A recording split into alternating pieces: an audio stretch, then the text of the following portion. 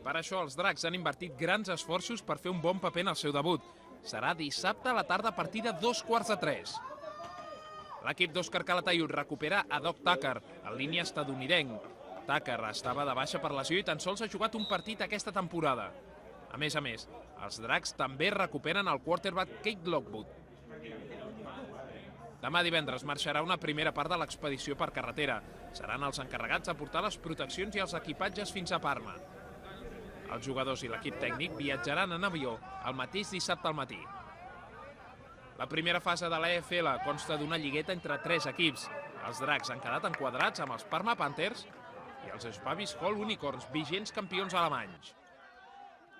El primer de grup passarà a semifinals, on els esperen els Vienna Vikings. Dracs i Panthers ja es van enfrontar l'any 2008 a l'EFL. En aquella ocasió els italians es van endur la victòria per 30-41.